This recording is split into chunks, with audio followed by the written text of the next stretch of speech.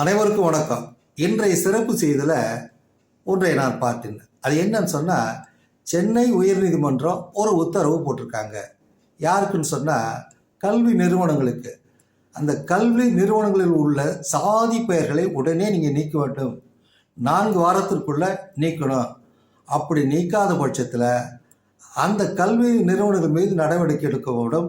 அதாவது அவங்களுக்கு அங்கீகாரம் கொடுத்துருப்பாங்க இல்லையா, அந்த அங்கீகாரம் ரத்து செய்யப்படும் அப்படின்னு ஒரு உத்தரவை சென்னை உயர்நீதிமன்றம் கொடுத்திருப்பது என்பது மிகவும் வரவேற்கக்கூடிய ஒரு சந்தோஷமான ஒரு செய்தியாக நான் பார்க்கிறேன்.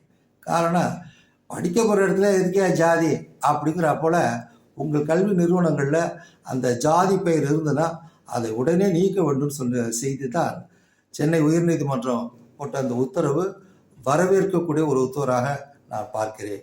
இன்னும் ஒரு செய்தியை நான் பார்த்தேன், அது வருத்தமான செய்தி. இந்த கலவரப்பள்ளிங்கிற ஒரு இது அணைக்கட்டில் தண்ணி திறக்கிறாங்க. அது வெண்ணுரைகளை பார்த்தா இன்னும் வானத்தில் நம்ம பரப்பள்ளி ஆகாய வானத்தில் பார்க்கின்ற பொழுது இந்த மேகக்கூட்டங்கள் எப்படி வெண்மையான ஒரு தோற்றம் அளிக்குமோ அந்த அளவுக்கு காட்சி அளிக்குதுங்க. இந்த நீர் தென்பெண்ணை ஆற்றுக்கு வரக்கூடிய நீர்.